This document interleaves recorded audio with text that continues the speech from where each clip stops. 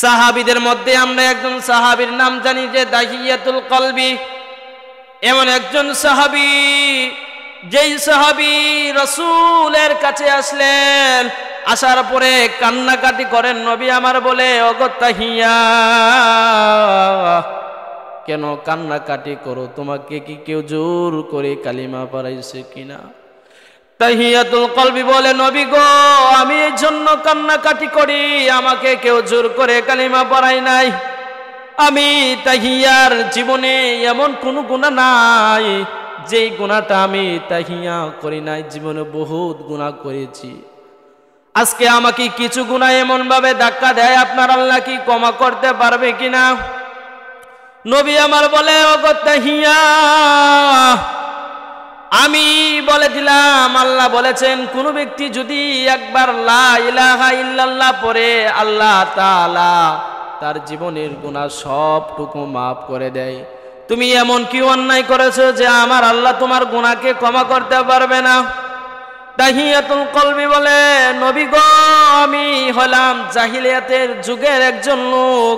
আমার জীবনে এমন সন্তান আমি হত্যা করেছি।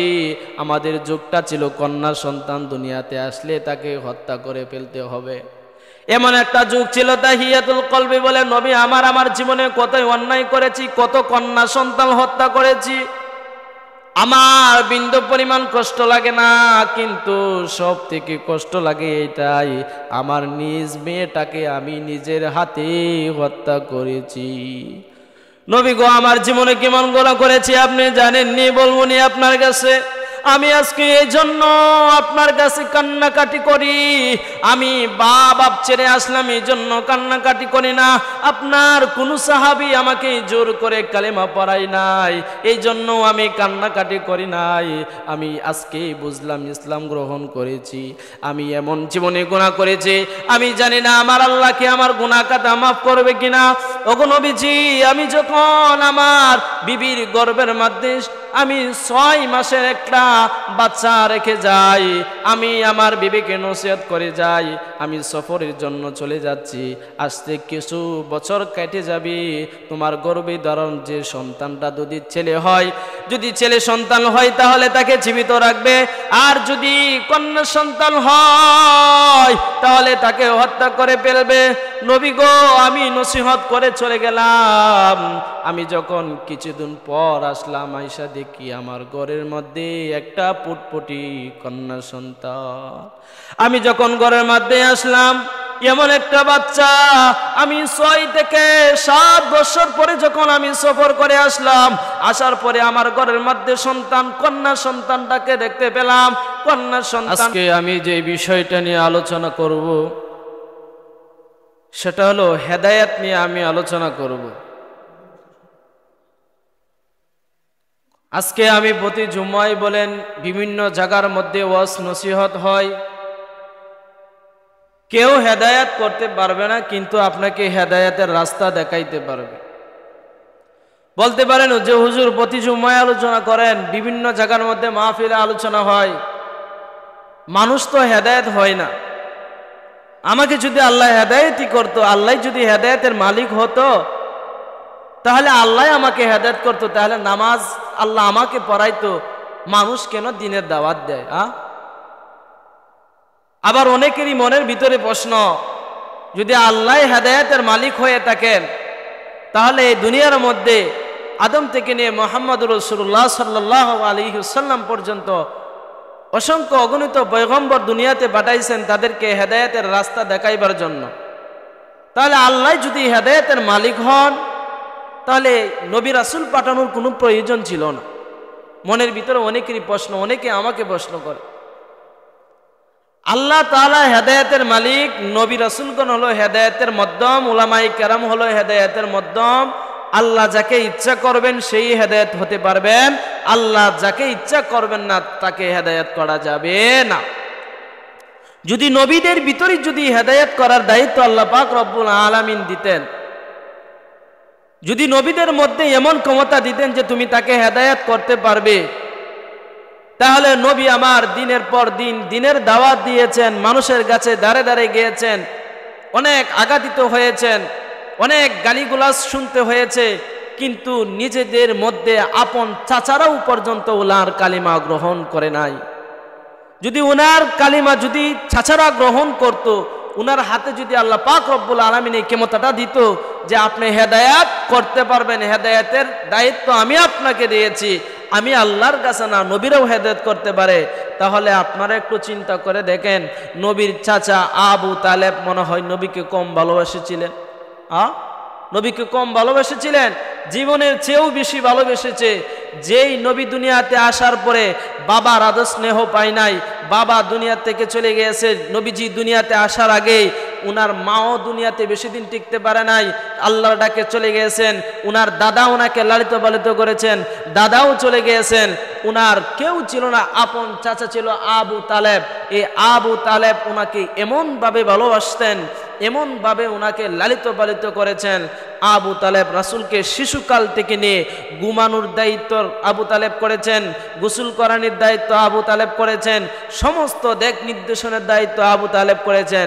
তাহলে মরণের কালে আবু তালেব কালিমা গ্রহণ করে মৃত্যুবরণ করেন নাই। যদি রাসূলের হাতে এই ক্ষমতাটা থাকতো নবী আমার হেদায়েত করতে পারবে, তাহলে নবী অবশ্যই আবু তালেব চাচাকে হেদায়েত করতে পারত। আল্লাহ এটাই বুঝাইছেন। আবু তালেব যখন দুনিয়া থেকে চলে যাবে, দুনিয়া থেকে যখন আবু তালেব চলে যাবে, মুহূর্ষ অবস্থায় রাসূলুল্লাহ সাল্লাল্লাহু আলাইহি ওয়াসাল্লাম পাশে বসলেন, নবী পাশে বসলেন। বসার পরে বলতে শুরু করলেন, চাচা আজকে আমি সব থেকে কষ্ট মনে হচ্ছে আমার, আপনি মুহূর্ষ অবস্থা দুনিয়ার থেকে চলে যাবেন। পাশে দাঁড়ানো আছে উতবা, সাইবা, আবু জাহেল, তারাও বলতেছে, চাচা আমি মানুষের কাছে দিনের দাওয়াত দিনের পর দিন পচাইছি, আপনাদেরকেও দিনের দাওয়াত দিয়েছি, গ্রহণ করেন নাই। চাচা আপনি এখন দুনিয়ার থেকে চলে যাবেন, আমার সব থেকে কষ্ট হয়, আপনাকে আমি হেদায়েত করতে পারি নাই, আল্লাহ আপনাকে হেদায়েত দেন নাই। ও চাচা আপনি আমার একবার কালিমাটা গ্রহণ করেন, লা ইলাহা ইল্লাল্লাহ। আস্তে বলতে, জোরে বলতে হবে না, কেউর শুনতে হবে না, আমি শুধু শুনবো। একবার বলেন লা ইলাহা ইল্লাল্লাহ, আমি মুহাম্মদ কথা দিলাম, আপনাকে ছাড়া আমি জান্নাতে যাব না, আপনাকে ছাড়া আমি জান্নাতে যাব না। আবু তালেব, আবু জাহেল উতবার দিকে তাকায়, উতবা সাইবা পাশে বসা, একবার উতবার দিকে তাকায়, আবু জাহেলের দিকে তাকায়, নবীজির চেহারার দিকে তাকায়। আবু তালেব ডাক দিয়া বলে, ওগো আমার ভাতিজা, আমি জানি আল্লাহর পক্ষ থেকে তুমি একজন সত্য পয়গম্বর, আল্লাহ তাআলা তোমাকে নবী হিসাবে দুনিয়ার মধ্যে পাঠাইছেন। ওগো ভাতিজা, লাশ মুহূর্তে যদি আমি তোমার কালিমা পড়ি, এখন যদি আমি কালিমা পড়ে দুনিয়া থেকে চলে যাই, আবু জাহেল কবি বংশের মধ্যে চুন কালি দিয়ে লাশ পর্যায়ে আবু তালেব মোহাম্মদের কালিমা পড়ে দুনিয়া থেকে চলে গেছে। আবু তালেব বলে, ওগো ভাতিজা, ওগো মুহাম্মদ, এই জন্য আমি তোমার আল্লাহর জাহান্নাম খুঁজে নিলাম, আমি জাহান্নামে যাইতে রাজি, তারপরেও তোমার কালিমা পড়তে পারবো না, কালিমা না পড়ে দুনিয়া থেকে চলে গেলেন। এই জন্য মুসলমান ভাইরা আমার লক্ষ্য করবেন, যদি হেদায়েতের মালিক নবীগণ হতেন, রাসূলগণ হতেন, তাহলে আপন চাচা আবু তালেবকে নবী আমার হেদায়েত করতে পারে নাই। নবী আমার পাশে বসে তাকলিম দিয়েছেন, চাচা একবার পড়ো লা ইলাহা ইল্লাল্লাহ। এরপরেও কিন্তু আবু তালেবকে কি করতে পারে নাই? কালিমা গ্রহণ করাইতে পারে নাই। এত বলার পরেও যদি আবু তালেব কালিমা না পড়ে দুনিয়ার থেকে চলে যায়, ঈমান হারা হইয়া দুনিয়ার থেকে যায়, এই দিকে লক্ষ্য করে দেখেন, যারা বলে হেদায়েতের মালিক নবীগণ রাসূলগণ, আরে আপনাদের বিবেকে কি ধরে না? যেই রাসূলকে কাওয়াইছেন, লালিত পালিত করছেন, কাফেররা পর্যন্ত বিন্দু পরিমাণ আঘাত করতে দেয় নাই আবু তালেব, এই চাচাকেও পর্যন্ত নবী আমার হেদায়েত করতে পারে না। এই জন্য মুসলমান ভাইরা আমার, কারে কোন অবস্থাতে আল্লাহ তাআলা হেদায়েত করে এটা বলা যায় না। আল্লাহ তাআলা কাকে কোন অবস্থাতে হেদায়েত করে এমন কেটা বলা যায় না। এমনও সাহাবী আছে, সাহাবীদের মধ্যে যারা অনেক গুনাহ করেছে, আল্লাহ তাআলাও তাদেরকে কবুল করে নিয়েছে। সাহাবীদের মধ্যে আমরা একজন সাহাবীর নাম জানি যে দাহিয়াতুল কলবি। এমন একজন সাহাবী, যেই সাহাবী রাসূলের কাছে আসলেন, আসার পরে কান্নাকাটি করেন। নবী আমার বলে, ওগো তাহিয়া, কেন কান্নাকাটি করো? তোমাকে কি কেউ জোর করে কালিমা পড়াইছে কিনা? তাহিয়াতুল কলবি বলে, নবী গো, আমি এই জন্য কান্নাকাটি করি, আমাকে কেউ জোর করে কালিমা পড়াই নাই। আমি তাহিয়ার জীবনে এমন কোনো গুনাহ নাই যেই গুনাহটা আমি তাহিয়া করি নাই। জীবনে বহুত গুনাহ করেছি। আজকে আমাকে কিছু গুনাহ এমন ভাবে ধাক্কা দেয়, আপনার আল্লাহ কি ক্ষমা করতে পারবে কিনা? নবী আমার বলে, ওগো তাহিয়া,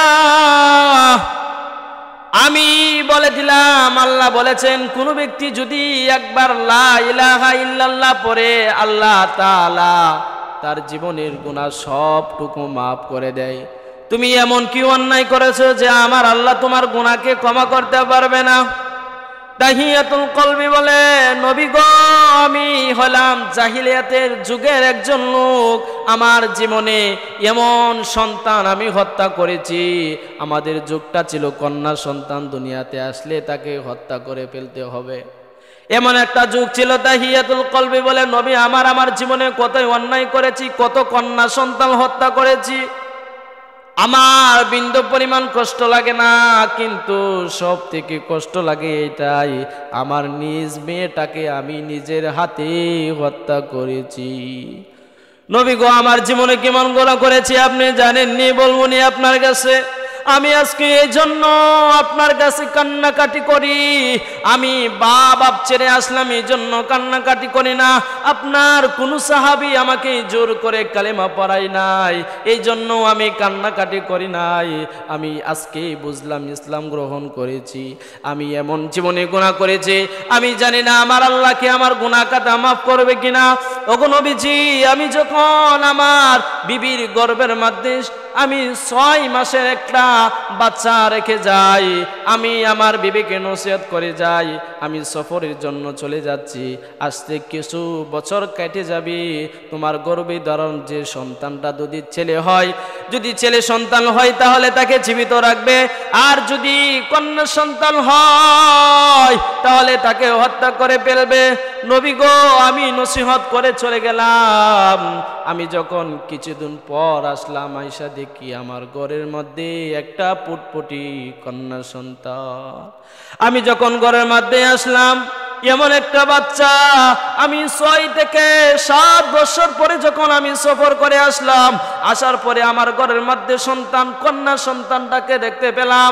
কন্যা সন্তানটা বাবা বলে যখন ডাক দিছে, অন্তরটা আমার ভরে গেছে গো নবী। কিন্তু জাহিলিয়াতের যুগ ছিল, কন্যা সন্তান দুনিয়াতে রাখা যাবে না।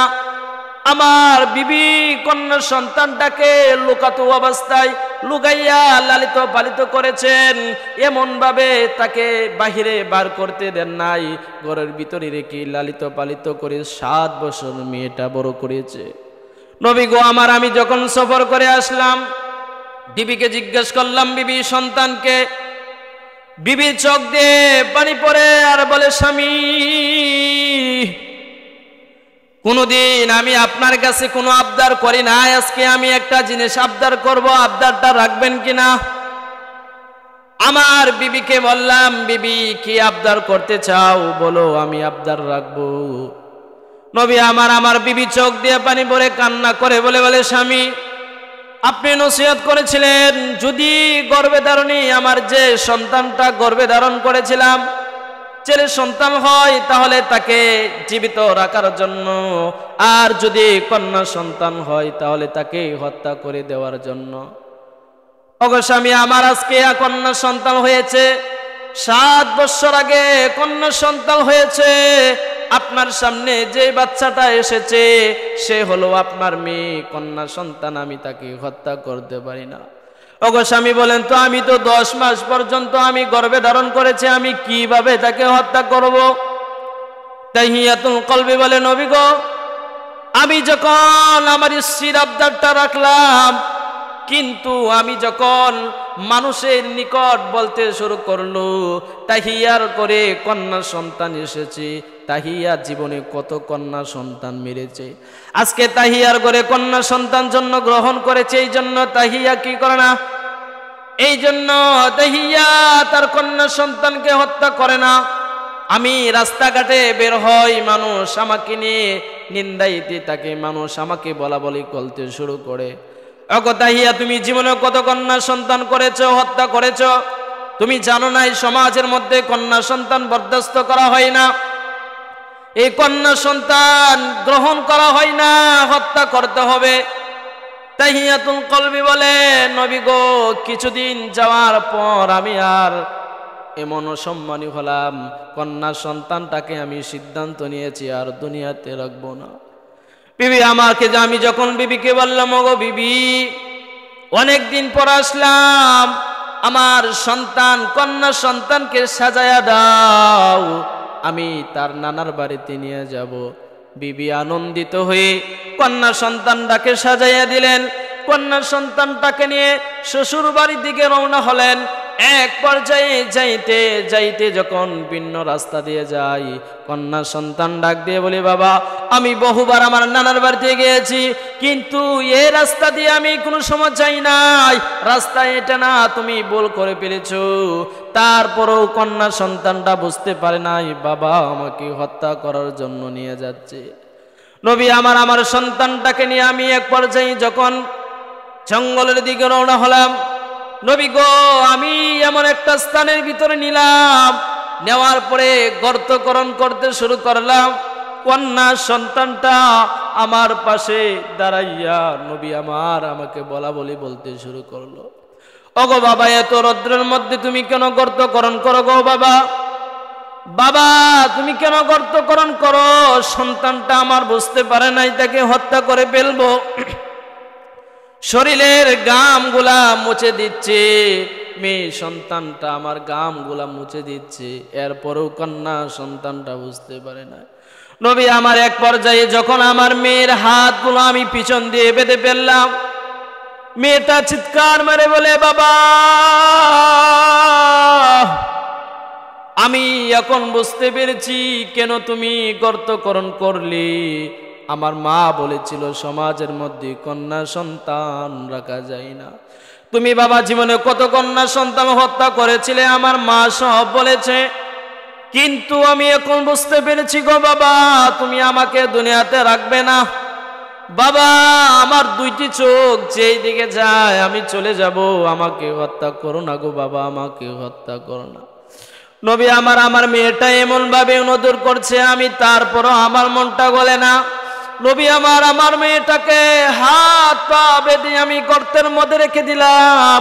গর্তের মধ্যে জীবিত অবস্থায় আমি যখন তাকে বালু দিয়ে চাপা দিলাম, মেয়েটা আওয়াজ করি, বাবা আমাকে মাইরেন না গো বাবা। আমি যখন বাড়ির দিকে রওনা হলাম, বাড়ির মধ্যে যখন আমি গেলাম, যাওয়ার পরে আমার বিবি বুঝতে দেরি করেন নাই, তরতর করে কাঁপতে শুরু করলো, কান্নাকাটি করতে শুরু করলো, স্বামী আমার মেয়ে কোথায়? আমি নবী কোনো জবাব দিতে পারি না, আমি কোনো জবাব দিতে পারি না। আমার স্ত্রী এমন ভাবে কান্না করতে শুরু করলো, কবিতরের মতো কাঁপতে থাকলো। এরপরে নবী গো, আমি যখন রাত্রের বেলা ঘুমাই, ঘুমের মধ্যে মেয়েটা আমাকে বলে বাবা মাইরেন না। আমি এমন ভাবে অন্যায় করেছি, আমার নিজ সন্তানকে পর্যন্ত আমি জীবিত কবর দিয়েছি। নবী গো, আমার আল্লাহ কি এত গুনাহ করার পরেও আমি তাহিয়াতে কবুল করবে কিনা জানি না, আমি তাহিয়া কি ক্ষমা করবে কিনা নবী, এই জন্য আমি কান্নাকাটি করি। নবী আমার সমস্ত সাহাবীদেরকে ডাক দিলেন, সাহাবীরা কে কোথায় আছে সবাই একত্রিত হও। আজ থেকে তাহিয়ার জীবনে যা গুনাহ করেছে সব গুনার থেকে তওবা করেছে, ইসলাম গ্রহণ করেছে। আমার আল্লাহ বলেছেন, কোন ব্যক্তি যদি আমি আল্লাহকে ভয় করে চোখের পানি পেলে চোখের পানি নাকের আগায় আসতে আসতে আমি আল্লাহ তার জীবনের সব গুনাহ কাটা মাফ করে দেই।